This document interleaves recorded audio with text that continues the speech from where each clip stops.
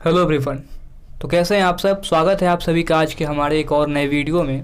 इस वीडियो में मैं आपसे बात करूंगा पैरामेडिकल डेंटल के स्ट्रेटजी के बारे में कि कैसे आपको पढ़ाई करनी चाहिए, किस प्रकार से आपको घर पे रह करके ही सेल्फ स्टडी करेंगे तो आपका जो पैरामेडिकल का एंट्रेंस एग्ज़ाम है वो क्लियर हो जाएगा।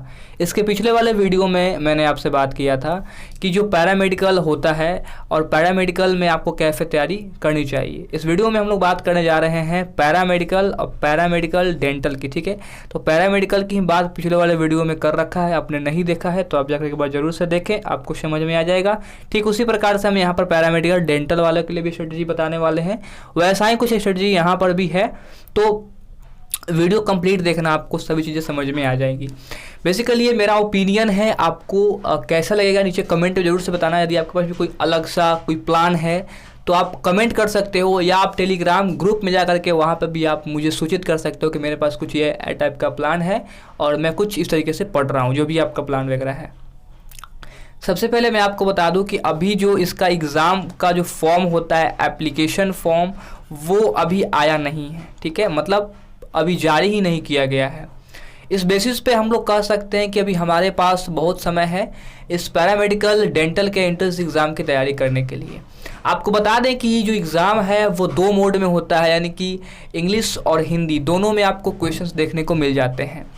तो मेरी सजेशन यही रहेगी कि आप दोनों सब्जेक्ट को लेकर के आप साथ चल सकते हैं, मतलब दोनों लैंग्वेज को। कभी कभी दोस्तों होता ही है कि कुछ चीज़ें जो है हमें हिंदी में समझ में तो आ जाती है लेकिन इंग्लिश में समझ में नहीं आती है, और हम छात्र यदि इंग्लिश के हैं तो गड़बड़ हो जाता है ये चीज़ें। लेकिन कुछ के साथ ऐसा होता है कि छात्र हिंदी मीडियम का है और उससे इंग्लिश वाली चीज़ें समझ में आ जाती है लेकिन हिंदी वाली चीज़ें समझ में नहीं आती है। तो मैं आपसे यही कहूँगा कि दोनों के यदि आप साथ ले चलते हैं, कुछ चीज़ों आपके नॉलेज होना चाहिए इन बेसिस पे, तो एक अच्छी बात है। यहाँ पे सबसे पहले हम देखेंगे सब्जेक्ट को और कितने घंटे में पढ़ाई करनी चाहिए, इस चीज़ों के बारे में हम बताएंगे। ये वीडियो ज़्यादा लंबी नहीं होने वाली है, और यहाँ पे मैं आपको बता दूँ यदि आप पिछले वाले वीडियो को देखे हैं ठीक उसी प्रकार से इस वीडियो में हम बात करने वाले हैं। आपके पास पूरे 24 घंटे होते हैं दिन भर में, और 24 घंटे में आप 12 घंटे जो है कुल मिलाकर के सोने, खाने पीने और फ्रेश वगैरह होने में, बाजार जाने या नित्य प्रतिक्रिया होती है डेली उसमें गवा देते हैं। लेकिन जो 12 घंटे आपके पास बचते हैं, 12 घंटे उसमें आप क्या कर सकते हैं, यही डिपेंड करता है, यही मैटर करता है। जो लोग इस 12 घंटे को अच्छे तरीके से यूज़ करना सीख जाते हैं वही इस एंट्रेंस एग्ज़ाम को या फिर अपने जितना भी गोल बना कर रखा है उसमें जो है कामयाब हो जाते हैं। तो यहाँ पे आपका जो गोल है वो आपका बिहार पैरामेडिकल डेंटल का एंट्रेंस एग्ज़ाम 2021 है।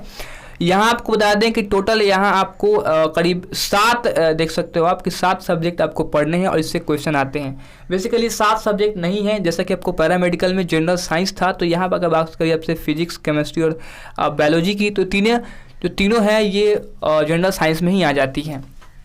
लेकिन यहाँ पे आपके जो क्वेश्चन है वो अलग अलग आएंगे पैरामेडिकल डेंटल में, जहाँ आपको फिजिक्स से 20 नंबर के क्वेश्चन पूछे जाएंगे, केमिस्ट्री से 20 और बायोलॉजी से 10 नंबर के क्वेश्चन पूछे जाएंगे। तो कुल मिला के ये दोस्तों आती है 50 नंबर के। यहाँ पे आगे आपसे बात की जाए जनरल साइंस की, तो जीएस में हो जाते हैं 50 मार्क्स। ठीक है, लेकिन आपसे बात की जाए मैथ की, तो मैथ में आपके 10 नंबर के क्वेश्चन पूछे जाते हैं, हिंदी और इंग्लिश में आपके 15 नंबर के क्वेश्चन पूछे जाते हैं। तो कुल मिलाकर बात की जाए तो यहाँ पे जाते हैं 15 30 और 10 40 नंबर के यहाँ पे क्वेश्चन आएंगे। बाकी जो बचता है दोस्तों यहाँ पर 20 नंबर के जो क्वेश्चन पूछे जाते हैं वो है हमारा जनरल नॉलेज से, और जनरल नॉलेज में आपकी history, geography, political science, economics कुछ भी हो सकता है जो भी आपके जनरल नॉलेज में आता है। आपके पास यदि कोई किताब है तो उसमें आप देख सकते हो। ठीक है, तो 20 क्वेश्चन से यहाँ से आएंगे और 50 क्वेश्चन जनरल साइंस से और 40 क्वेश्चन मिला करके मैथ, हिंदी और इंग्लिश से। तो आपको पढ़ना कैसे, आप इसको डिवाइड कर सकते हैं। एक ही घंटा तो आप यहाँ पर नहीं कर पाओगे क्योंकि 7 घंटे हैं, तो आप जो ज़्यादा मार्क्स का है, जिससे ज़्यादा क्वेश्चंस आ रहे हैं उसको आप 1 घंटा रखें, और जिससे कम क्वेश्चन आ रहे हैं उसको आप आधा घंटा रखें। मतलब यहाँ से 15 इंग्लिश और हिंदी के क्वेश्चन आ रहे हैं तो इसको आप 45 मिनट रख सकते हैं, और इसको भी आप 45 मिनट रख सकते हैं, तो ये 1.5 घंटा हो जाएगा। ये जो फिजिक्स है इसको आप 1 आवर कर लो, इसको भी आप 1 आवर कर लो, और मैथ को भी आप 1 आवर कर लो। ठीक है, बायोलॉजी को आप 30-30 मिनट्स पढ़ सकते हो। तो कुल मिलाकर 2.5 घंटे आपको जनरल साइंस पढ़ना होगा, और 1 घंटा मैथ पढ़ना होगा, यानी 3.5 घंटा, और यहाँ पे 1.5 घंटा तो मतलब कुल मिलाकर के 5-5.5 घंटा आपको पढ़ना है। जनरल नॉलेज के लिए आपके पास जब भी समय मिले आप अपना किताब उठाइए और कुछ कुछ चीज़ें जो है देखते रहिएगा। फिजिक्स केमिस्ट्री में आपको न्यूमेरिकल क्वेश्चंस भी देखने को मिलेगा, मतलब आंकिक प्रश्न भी क्वेश्चन देखने को मिलेगा, तो इसकी भी आप तैयारी करते रहें। यदि आपके पास न्यूमेरिकल किताब नहीं है तो खान सर की जो किताब आती है उसका लिंक मैंने नीचे डिस्क्रिप्शन में डाल दिया। यदि आप ऑनलाइन मंगाना चाहेंगे तो मंगा सकते हैं। कुल 130 रुपये के करीब में है वो किताब। तो ये बहुत ही सस्ती किताब है, आपको सभी चैप्टर्स को देखने को मिलेगा। फिजिक्स और केमिस्ट्री में जितने भी चैप्टर्स आपके पढ़ने हैं उसमें जितने भी न्यूमेरिकल्स आ सकते हैं खान सर ने स्पेशली डलवाया हुआ है। वो बेसिकली रेलवे वगैरह वालों के लिए है, लेकिन क्वेश्चन दोस्तों वही ही रहते हैं। ऐसा कुछ नहीं है कि जो क्वेश्चन रेलवे वालों के लिए है वो आपके एंट्रेंस एग्जाम में नहीं पूछे जाएंगे। क्वेश्चन वही रहता है, सिर्फ जगह बदल जाते हैं कि कहाँ पूछा जाएगा। दोस्तों ये थी स्ट्रेटजी जहाँ मैंने आपको बताया कि जब भी आपको समय मिले आप पढ़ सकते हैं।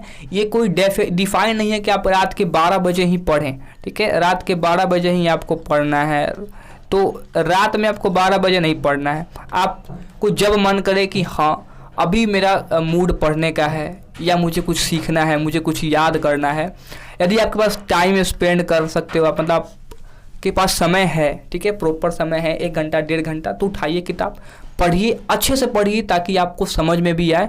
और जितना अच्छा से आप पढ़ेंगे, टाइम को ज़्यादा से ज़्यादा आप उसमें लगाएंगे, आपकी जो रिज़ल्ट है, आपका जो नॉलेज है वो बढ़ेगा और आप एग्ज़ाम में अच्छे परफॉर्मेंस कर सकते हैं। दोस्तों ये थी बातें पैरामेडिकल एंट्रेंस एग्ज़ाम के स्ट्रेटजी को लेकर के। मैंने आपको बताया कि आपको जब भी पढ़ने का मन करे आप पढ़ सकते हैं। सब्जेक्ट क्या क्या है मैंने वो भी आपको बता दिया, ठीक है। और यहाँ पे कितने क्वेश्चंस पूछे जाते हैं प्रत्येक सब्जेक्ट से मैंने आपको वो भी बता दिया, और किस सब्जेक्ट को आपको कितने घंटे पढ़ने चाहिए ये मैंने आपको अपना ओपिनियन दिया है कि अगर मैं आपकी तैयारी करता इसके पैरामेडिकल डेंटल की तो मैं इस टाइप से पढ़ता।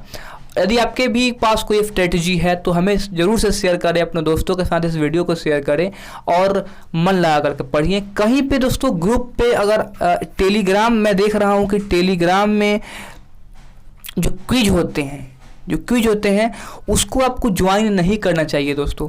यदि आपके पास समय नहीं है और आप ये सभी चीज़ों को सेल्फ स्टडी कर रहे हैं, क्योंकि होता ये है ना कि ये क्विज में ज़्यादा मज़ा आता है, ठीक है। और इस क्विज के चक्कर में लोग इस स्ट्रेटजी को भूल जाते हैं, मतलब कैसे पढ़ना है, क्या करना है, वो इस चीज़ों को भूल जाते हैं।